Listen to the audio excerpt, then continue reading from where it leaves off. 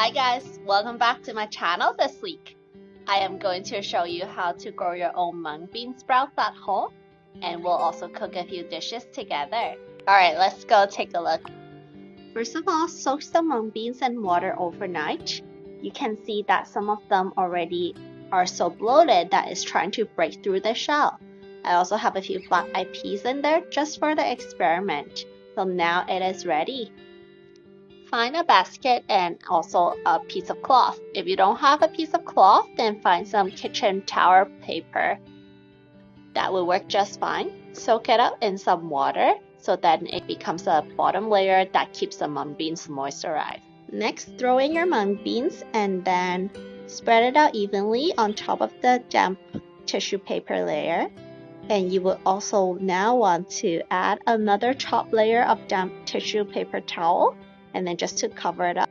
Tip of the day, if you want your bean sprouts to be thicker, you can add a plate on top so it gives it some weight, so then it will resist the weight and grow stronger. Now you will need to search in your home for a perfect environment for your beans to grow. It will be somewhere that is at room temperature and no direct sunlight. So for me, because we don't really use the dishwashers like most Chinese people, this is perfect. I started growing my bean sprouts Sunday night, and now fast forward to Monday morning. Let's take a look at the progress. Compared to last night, you will see that most of the beans have kind of expanded themselves and break through their shells, and they are starting to sprout. Starting from now, you will need to water your bean sprouts twice a day. I do it every morning and night. This way, I just spray some water on top of the damp tissue paper to keep it damp, and then in the other bucket, I remove the water so it gives it the moistly growth environment. So this is Monday evening, one day exactly after I started growing my sprouts, and let's take a look. So you can see there are some sprouts that came out. It's pretty obvious now. And I will spray some water on top thoroughly so then keeps it moist. I've now also double plated the weight because the bean sprouts are too strong. And don't forget to put it back into its ideal growth environment. And let's look at the progress on day 3. Oh, I'm really excited to see it.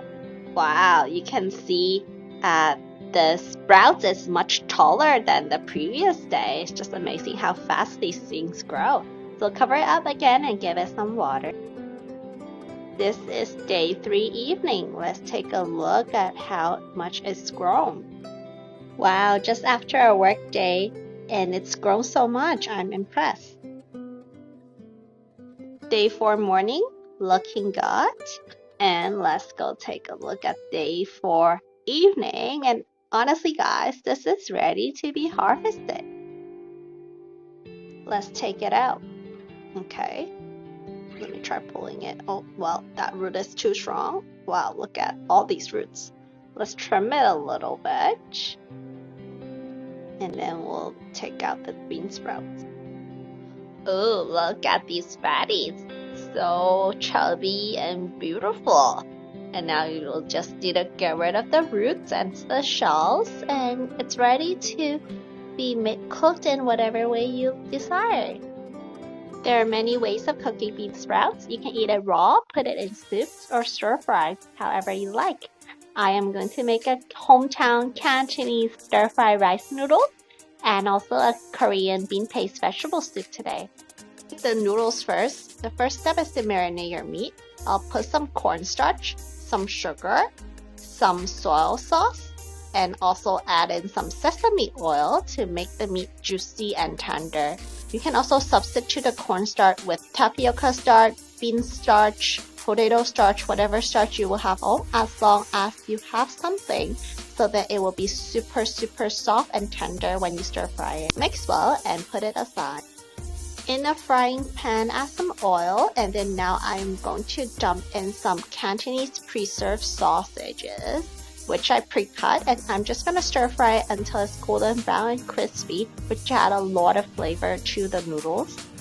It will be super yummy and exactly the taste of home. Set it aside and let's use the same oil and the same pan to cook the marinated meat. You don't need to drain the oil away because it will have the flavor of the preserved sausages. Stir fry your ground meat for a couple minutes in the pan and then stir well until it's cooked. Set it aside to add it in later. In the same pan, add in some oil and you can throw in your noodles in it. You can use any type of noodles really, and I prefer the rice noodle vermicelli. And you will need to pre-soak it if you have a dry version in water for a couple minutes before you throw it in the pan. Add in some oil and add in some water so you can steam it for a couple minutes and keep stirring. You can also break it apart as well because it's really long. And then just keep stirring and frying. Add water or oil as you see fit. Now add your meat back in. So now I have the marinated meat mixture and also the preserved sausages. Make sure you get all the pieces and juice from the plate as well. Don't let it go to waste. And add some oyster sauce. You can enhance the taste. I really like the taste of oyster sauce. I use it in a lot of the Cantonese dishes that I cook and fusion dishes as well. Throw in some minced garlic bits to add some fragrance to the dish. And then last but not least, you would add some bean sprouts and just fry it for another 30 seconds in the pan and voila, there you go. The homemade Cantonese style hometown fried noodle for you. No dish is complete without plating it nicely. So I'm just going to scoop some noodles in a bowl and put a plate on top of the bowl. Carefully flip it upside down so you will have the shape of the bowl in the noodles. And also place some cucumber garnishes on the side, and I have some chai flowers that I pick in my garden to just make it look a little bit prettier. And then lift up the bowl and here you go.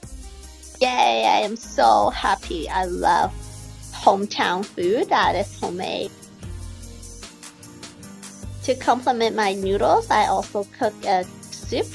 I have water, Korean soybean paste, kimchi, cucumber, tomato, and I just added some homegrown bean sprouts in it as well. Yummy! If you have a second, like, comment, or subscribe to my channel. Thanks for watching and see you next time.